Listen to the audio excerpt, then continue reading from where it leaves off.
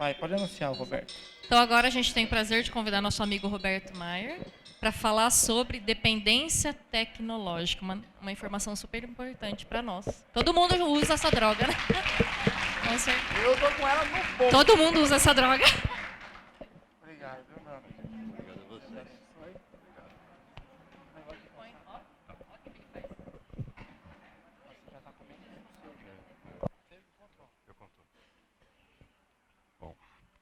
Bom dia a todos. Eu quero iniciar agradecendo à diretoria da FEAE pela confiança.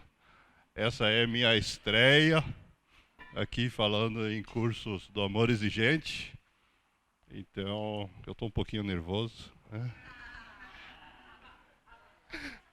Eu tenho aqui muito material. Eu vou passar rápido, não vou voltar para trás, mas no final eu vou mostrar para vocês, eu vou disponibilizar todos os slides na minha página no Facebook, ok? Hoje à noite eu prometo colocar lá quando eu chegar em casa. Bem, esse tema da dependência tecnológica talvez seja a maior ameaça que nós temos nesse momento em termos de tipos de dependência. Eu sei. Esse tema, ele já veio sendo cutucado há algum tempo. Vocês devem lembrar da capa dessa revista, já tem mais de 2 anos. Né? E como resultado dessa cutucação, né, foi estabelecido uma parceria, na verdade um convênio formal entre a FEAE e o Instituto Tecnologia e Dignidade Humana, com sede em Curitiba. Isso foi aprovado pelas 2 assembleias das 2 organizações no final de 2017 e foi formado um grupo de trabalho para gerar conteúdo. Como eu sou profissionalmente da área de tecnologia, além de todas as outras coisas que eu faço, né, me convidaram para ser o representante da FEAE nesse grupo de trabalho, junto com as pessoas do Instituto. A doutora Cineiva vai estar dia 19 no curso lá em Serra Negra. Okay? A professora Roseli foi palestrante do nosso congresso em Curitiba em 2015. Quem esteve lá deve se lembrar dela. Nada como um artista para despertar sentimentos na gente. Bem, qual é o objetivo aqui?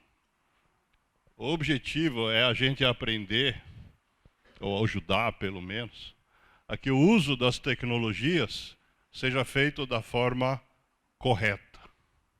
E por que isso?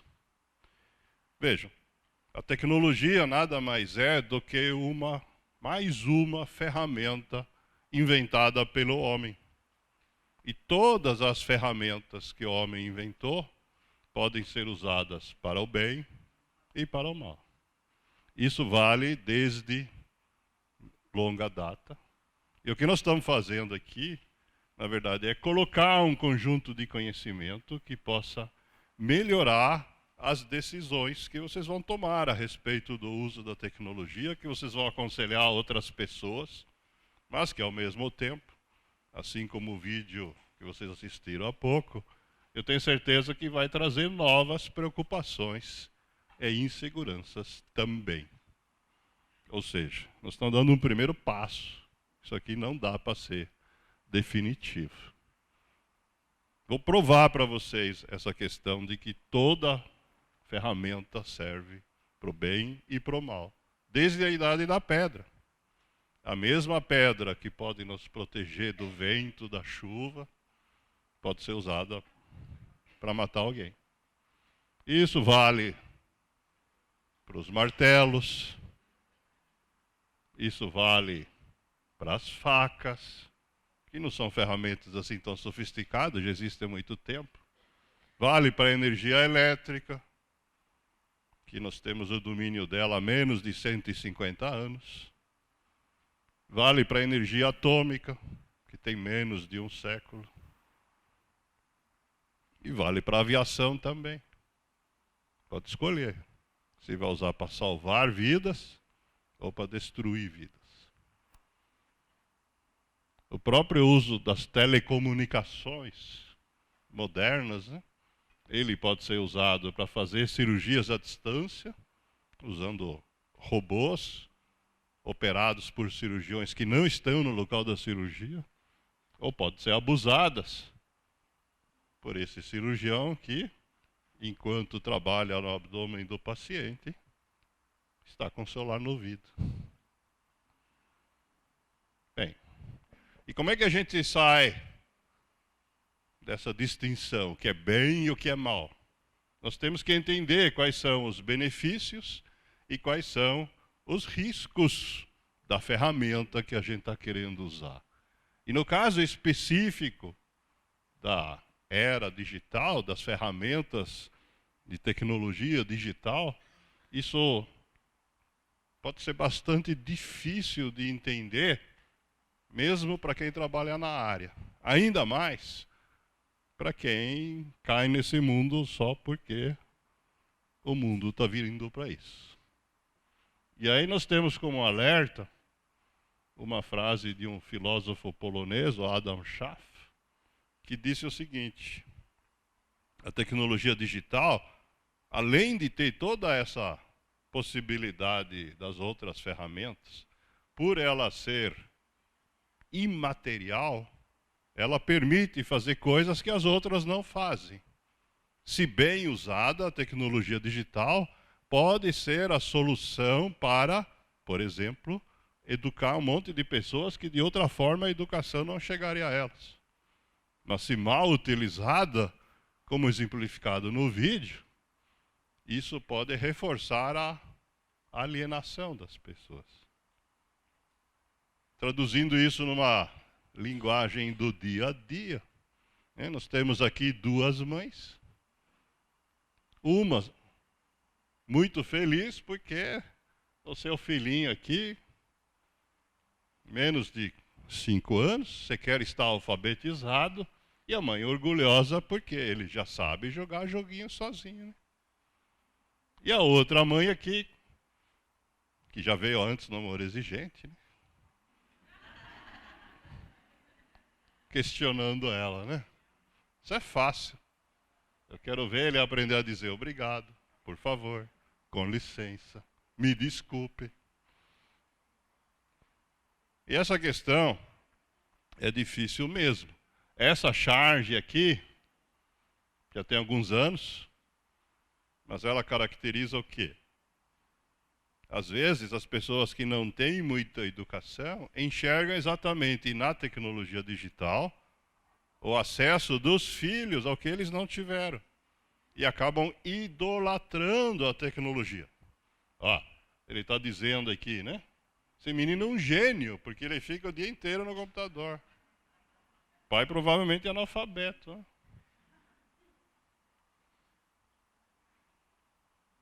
E se a gente fosse aqui só falar de benefícios e riscos da tecnologia digital, vocês não iam embora hoje, né? Por isso eu fiz um resuminho. Entre os benefícios, nós falamos de educação, né? Nós falamos da superação de barreiras, vídeos online. Quem vai no banco hoje, a gente opera nossa conta usando a tecnologia, né? Tá certo? Mapas, enciclopédias, etc, etc, etc. E os riscos?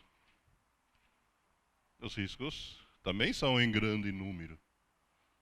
Falar em bullying, em pornografia, em pedofilia, jogos violentos, vazamento de informações, está impactando a vida de todo mundo, até das mais altas autoridades da República. E pior, hoje esse negócio está tão espalhado, está em tanto lugar, que nós podemos afirmar que a gente não tem mais uma máquina para usar. Nós estamos vivendo dentro dela, porque não importa onde a gente for, ela está disponível.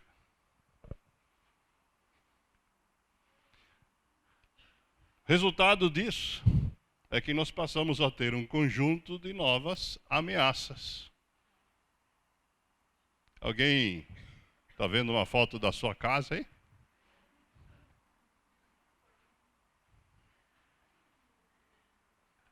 Almoço em família.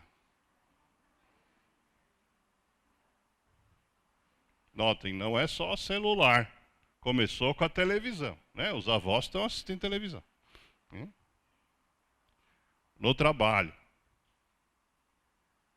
tem situações que são incompatíveis. Pior, isso não é... Em ambientes onde antes isso era impossível, nós temos hoje esse risco. A pessoa está lá no alto de Machu Picchu, esforço enorme para chegar lá no alto dos Andes, e subiu na pedra mais alta do templo para tirar uma selfie. E aí desequilibrou, caiu, bateu a cabeça aí, morreu. Exemplos desses surgem todo dia. No trânsito, então, olha, o índice de acidente de trânsito celular vem aumentando ao ponto que os especialistas dizem que já neste ano, quando fecharem os números do Ministério da Saúde no Brasil, nós vamos ter mais acidente provocado por celular, sendo usado pelos motoristas, do que por motorista alcoolizado. Olha, solta aquele videozinho lá para mim, Rafael.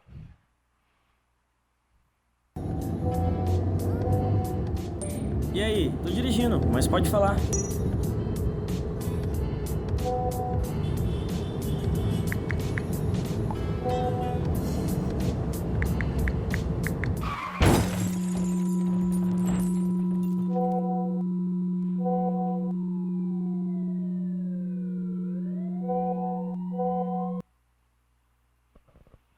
O trânsito está literalmente caindo dentro da tecnologia.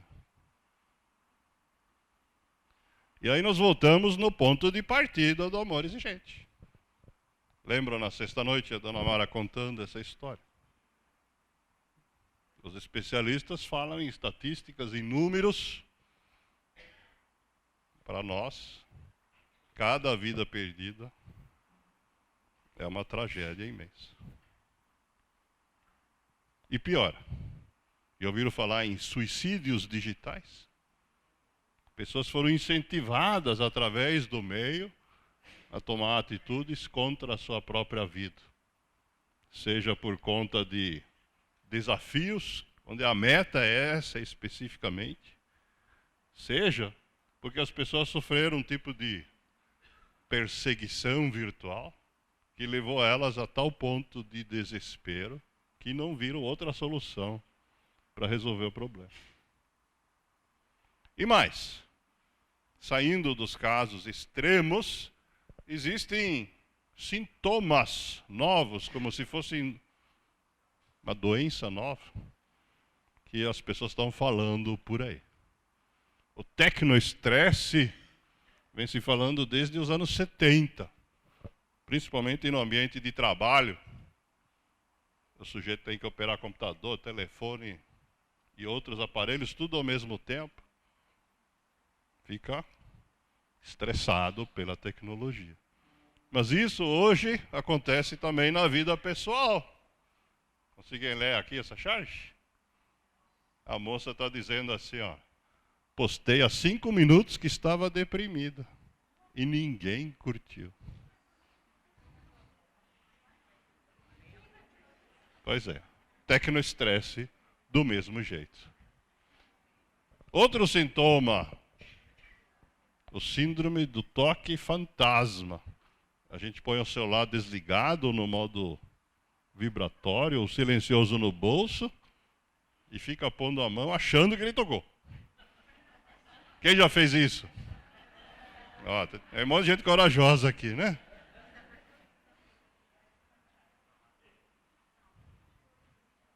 E existe uma fobia, cujo nome é nomofobia. Um nome novo criado pelos especialistas para dizer o seguinte: quando a pessoa fica sem acesso ao dispositivo, o estado de ansiedade que ela fica. Esse nome foi inventado na Inglaterra é a abreviatura de No Mobile Phone. Por isso, nomofobia. Bem, então está claro o seguinte. Nós estamos à beira aí de uma doença. E o que eu quero fazer aqui é esclarecer o que é e o que não é doença. E para isso, vocês devem ter visto no material de vocês uma folha como essa, né? Enquanto eu vou explicando aqui, eu peço que vocês vão preenchendo. E no final, eu vou ajudar vocês a fazer o autodiagnóstico com as respostas. Se não der tempo de preencher agora, durante a palestra também, não tem problema, vocês podem fazer depois. Se vocês quiserem replicar esse questionário e usar nos grupos de vocês também, pode fazer, tá? A ideia é que a gente tem uma maneira objetiva de avaliação. Muito bem. A primeira coisa, quando a gente começa a pesquisar conteúdo sobre esse problema, é que não existe um nome único para designá-lo. Nós escolhemos dependência tecnológica, mas na literatura vocês vão encontrar nomes como esses: compulsão digital, dependência de internet, vício ou compulsão ou patologia de internet, adicção por jogos, transtorno por jogos. E para nós, tudo é a mesma coisa. Ok? Então não adianta ficar discutindo diferença aqui, não tem. Só uma questão de nomes. A segunda coisa, este não é um problema novo. Em 1995, este professor aqui da Universidade da Pensilvânia, nos Estados Unidos, já montou um site chamado Net Addiction. No milênio passado, gente, faz muito tempo, né? E a partir dali, houve um número gigantesco de pesquisas científicas sobre esse tema. Eu não vou ter tempo aqui de falar sobre cada uma dessas, tá certo? A gente tem aqui as referências para quem tiver interesse em alguma específica. Mas o mais importante de tudo aqui é o seguinte: não é nem o nome dos autores, ou a data de publicação, nem o assunto. O mais importante aqui, neste momento, é perceber onde esses estudos foram feitos.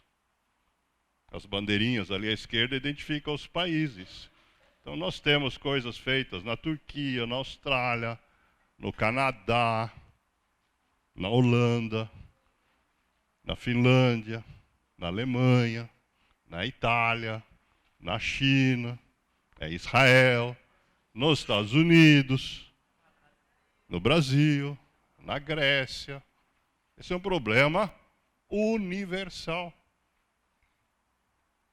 A máquina ocupou o mundo, né?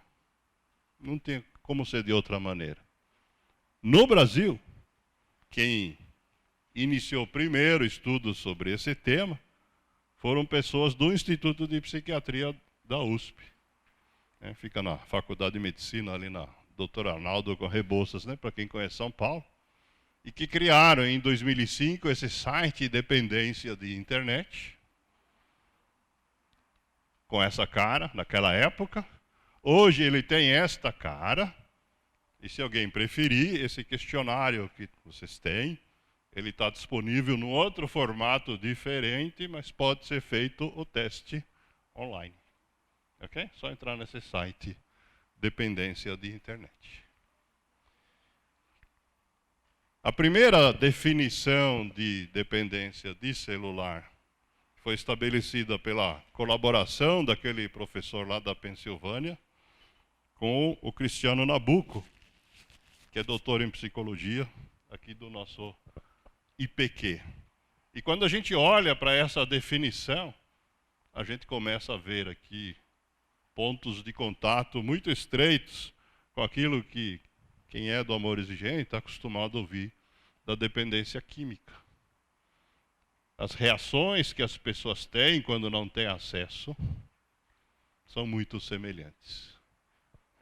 E aqui eu quero dar alguns subsídios científicos sobre dependência, que foram tocados de leve aqui ao longo do curso em várias palestras, mas que acho que precisam ser conceituados com clareza. O primeiro deles é que dependência, todo mundo sabe o que é.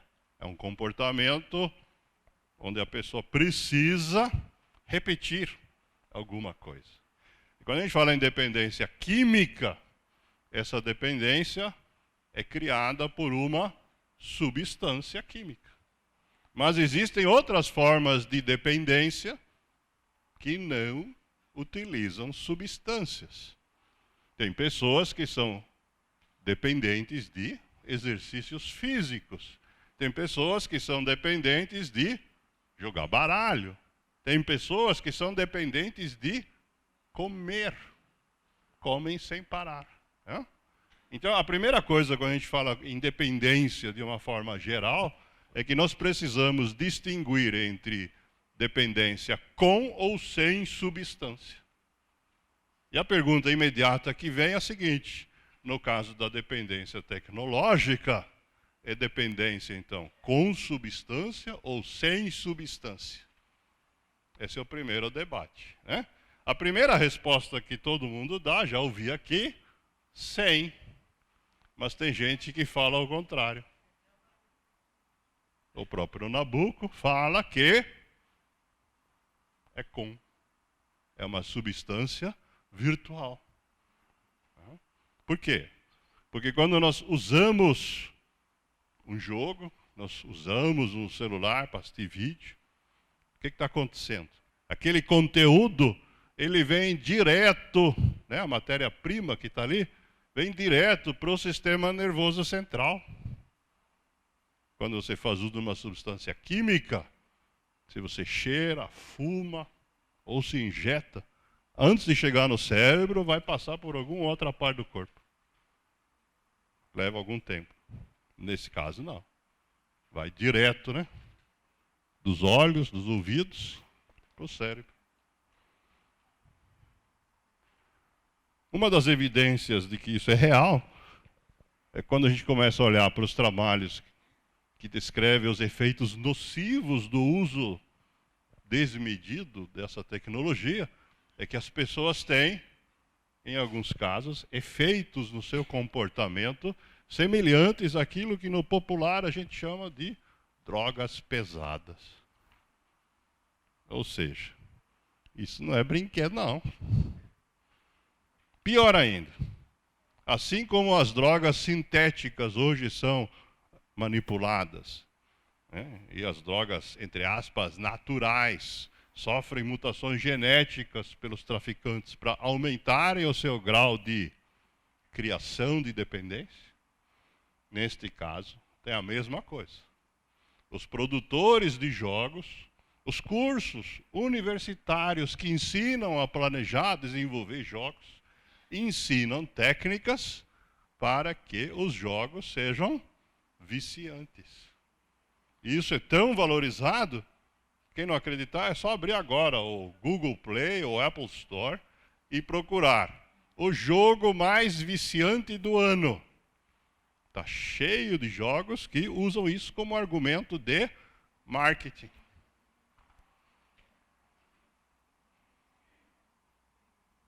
E o trabalho marco nesse processo todo, do ponto de vista científico, esse paper que foi publicado em 2012, que estudou o que acontece no cérebro de adolescentes que ficam dependentes de tecnologia e comparou com adolescentes que usam drogas. E a conclusão é que o efeito é igual. Esse trabalho foi tão importante, já eu explico a consequência disso. Antes disso, só lembrar que, como qualquer outro tipo de dependência, também esta frequentemente é acompanhada de comorbidades. Os problemas geralmente não vêm sozinhos, né? Vêm em turma. Então, eu queria gastar aqui alguns minutinhos falando do diagnóstico.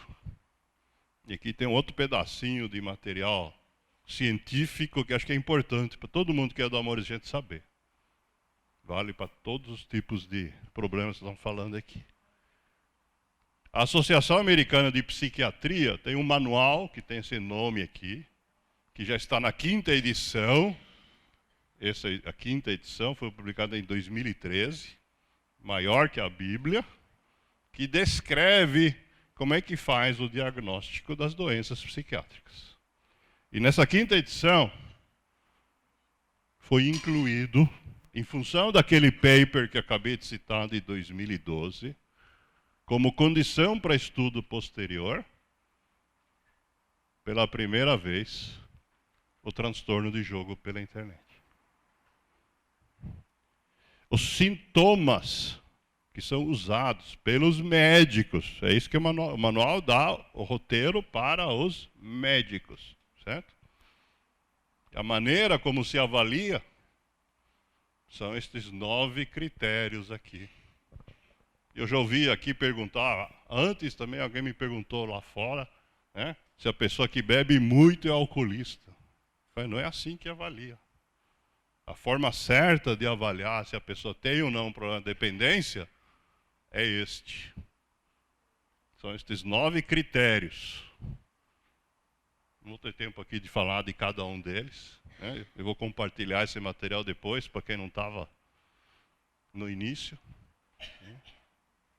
A gente tem aqui 9 sintomas de mudanças de comportamento que servem como sinais de problemas. Por quê?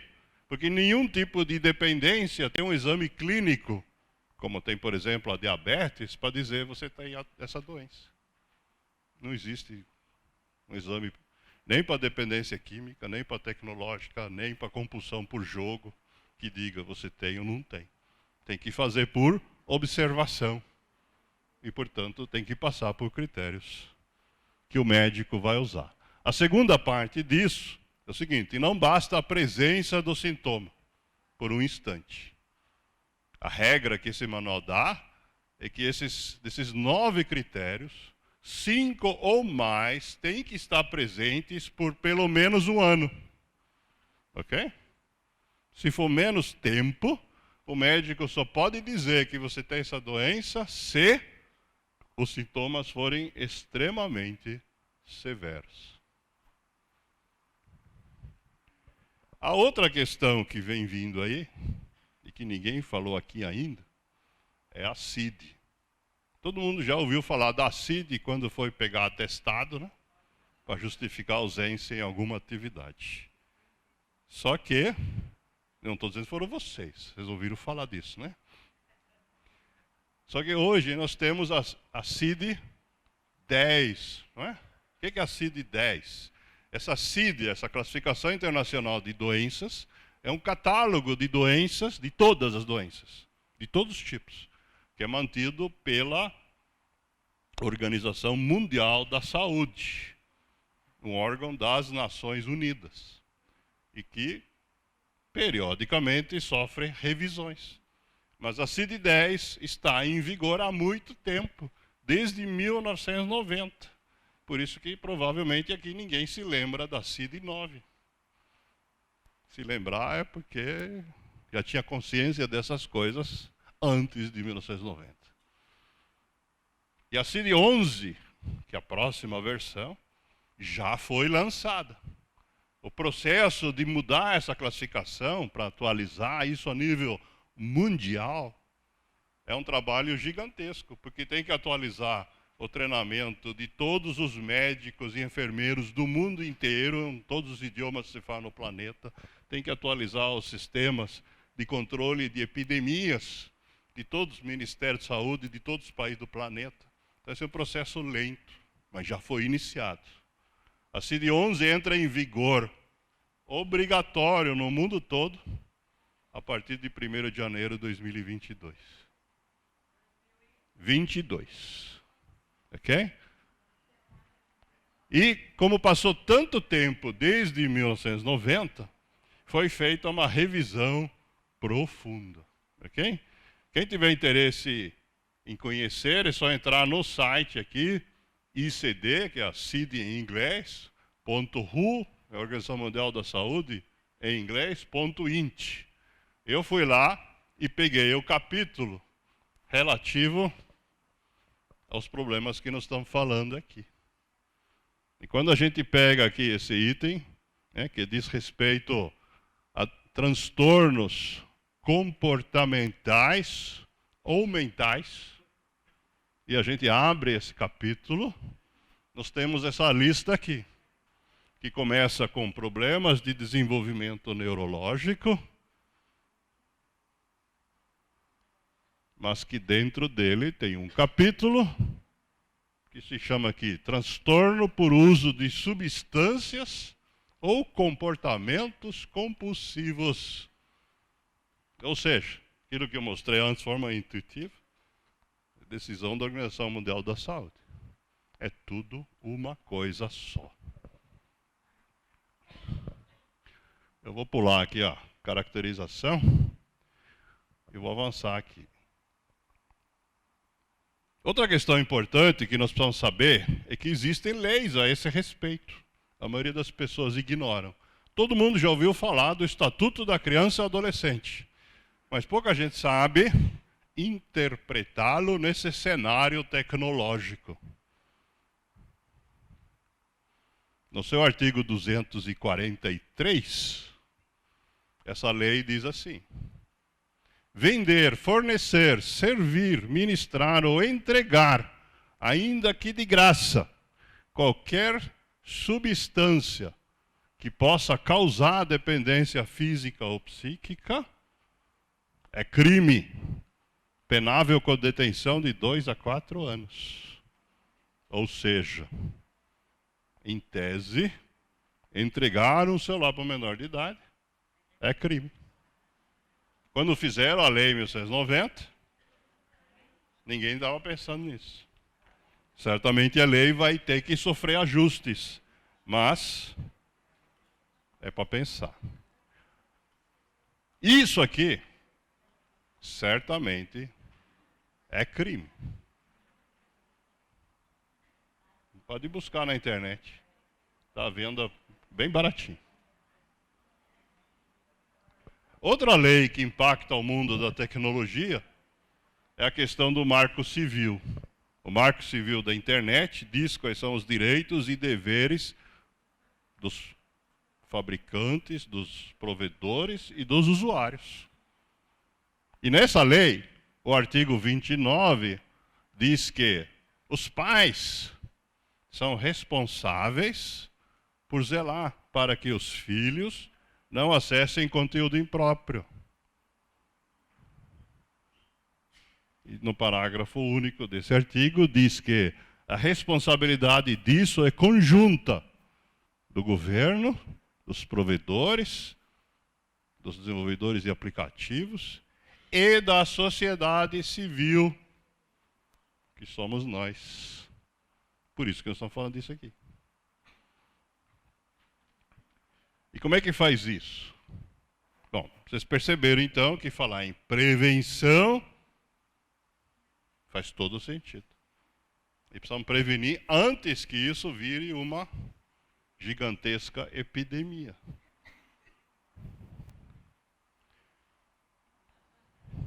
Qual das duas formas de uso da tecnologia vocês preferem?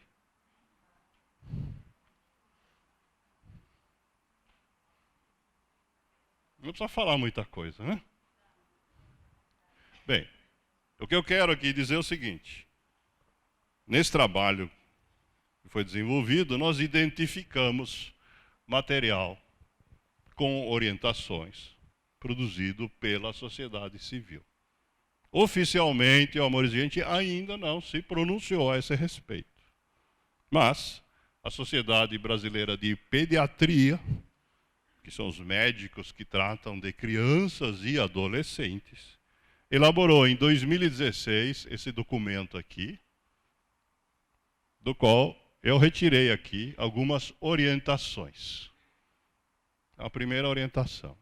Criança até 2 anos não deve usar dispositivos digitais. De preferência, de jeito nenhum. Ok? De 2 a 5 anos, máximo 1 hora por dia. Ok? Por quê? Cuidado ainda com os jogos violentos, porque nessa faixa etária, as crianças não sabem distinguir o que é fantasia do mundo real. Outra recomendação, a partir dos 5 anos e até a adolescência, não fazer uso dos dispositivos trancado no quarto. Porque aí você perde o controle, você não tem a mínima ideia do que está fazendo. Se está sofrendo bullying, se está acessando pornografia, ou se está sendo cantado por um traficante de pessoas que está se passando por um amigo virtual. Está claro? Em particular, para os adolescentes, a Sociedade Brasileira de Pediatria recomenda, primeiro, as horas de sono são mais importantes que a tecnologia.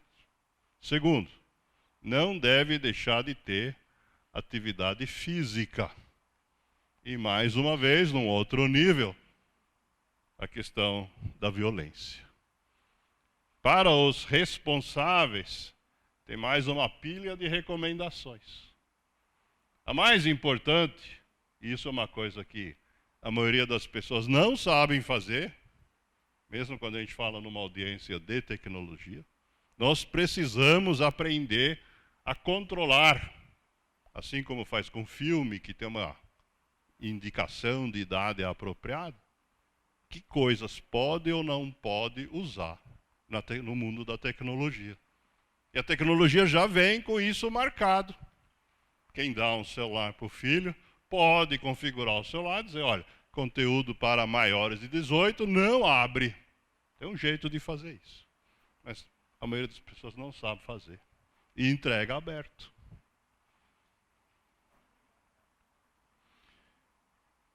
Isso é um trabalho que nós vamos ter que fazer daqui para frente.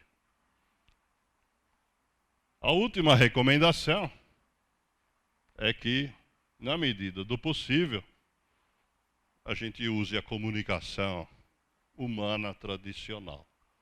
E para provocar essa reflexão, eu quero passar aqui um segundo vídeo. Rafael, por favor.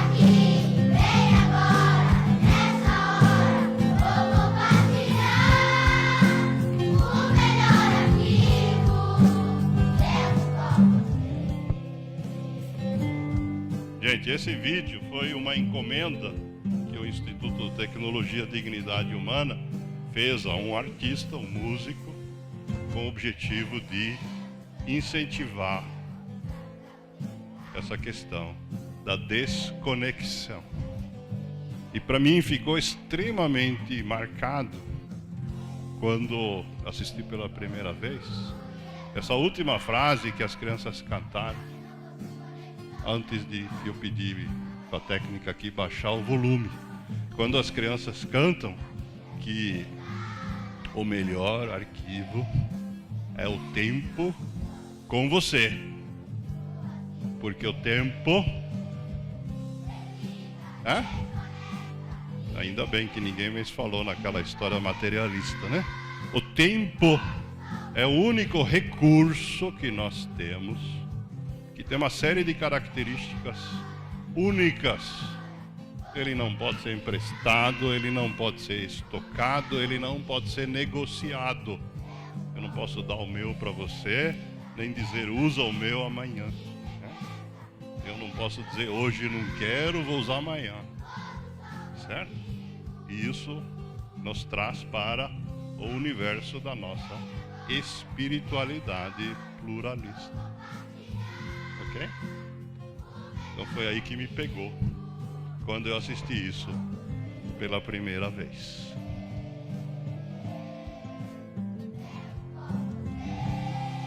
Isso aí é direitinho, né? A música termina com essa frase.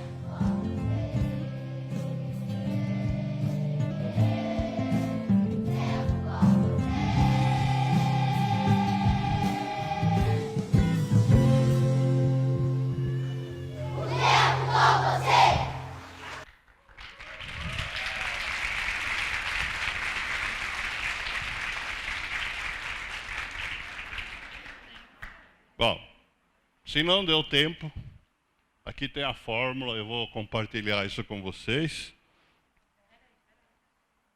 E se a fórmula estiver complicada para fazer isso por conta própria, vai naquele site dependenciadeinternet.com.br do IPQ e faça online. Ok? Para completar no meu tempo aqui, esse é o endereço da minha página na internet. Vocês sabem, né, que eu escrevi um livro. Quando eu anunciei o livro, meu perfil no Facebook lotou. Eu fui obrigado a criar uma página. Esse é o endereço dela. E hoje à noite, quando chegar em casa, eu vou pegar todos esses slides e postar lá. Tem outros materiais do Amor e Gente lá também, não só esse. Ok? É isso. Não sei. Aí as minhas cerimônias definem. Pode fazer perguntas? Não tem tempo.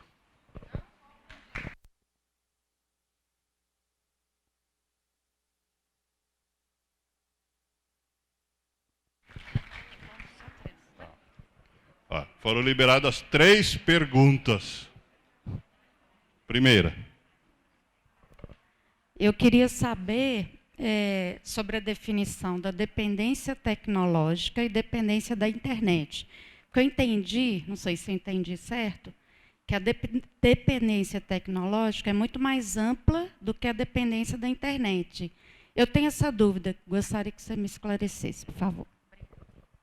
Na verdade é assim, do ponto de vista dos estudos científicos, o que gerou o interesse por estudar a dependência tecnológica foi a internet. Só que a dependência de tecnologia, de fato, é muito mais ampla e veio muito antes. Eu, que sou da área de tecnologia, eu descobri os computadores quando eu tinha 16 para 17 anos, e a primeira vez que eu encontrei o jogo Tetris, que hoje é ridículo para os jovens, eu apresentei algum daqueles sintomas lá, que eu mostrei que servem como critérios diagnósticos. E era uma tela verde, e não tinha nem cor. Tá certo? Então, esses problemas sempre existiram. A televisão, com aqueles sintomas, é a melhor prova disso. Está cheio de gente viciada em televisão. Só que nunca despertou interesse dos cientistas. Só a partir do advento da internet, e dos jogos que tiram proveito da comunicação que a internet permite, é que eles se deram conta do problema. Mais alguma pergunta?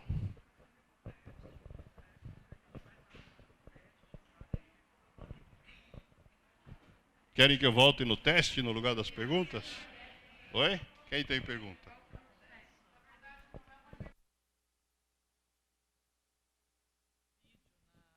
Sua página, por favor.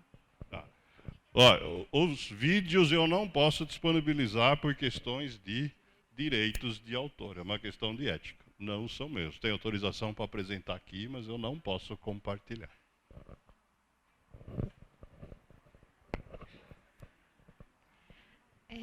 Gostaria que você sugerisse questões assim, relacionadas à prevenção. Porque é fato que a gente não consegue mais viver sem o telefone. Mas, de que forma que podemos fazer esse controle? Olha, a primeira sugestão é esse material da Sociedade Brasileira de Pediatria. Ok? Peguem, leiam, entendam. Né?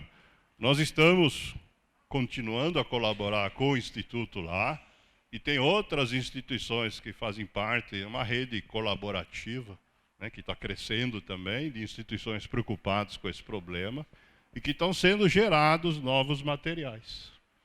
Por exemplo, nessa questão que eu citei de passagem, sobre como faz para que a gente possa configurar o dispositivo que a gente vai dar para uma criança, para que ela só acesse conteúdo apropriado para a criança. Ok? Então, todo o material que aparecer desse tipo, nós vamos compartilhando. Mas, infelizmente, nós estamos no começo dessa caminhada. Então, por enquanto, a gente só tem esses materiais de terceiros. Eu espero que um dia a gente possa ter o nosso, do Amor Exigente. E se tiver pessoas interessadas aqui em trabalhar como voluntários para ajudar a produzir esse material, são bem-vindos ao time. Mas é trabalhoso. Eram só 3, gente. Muito obrigado.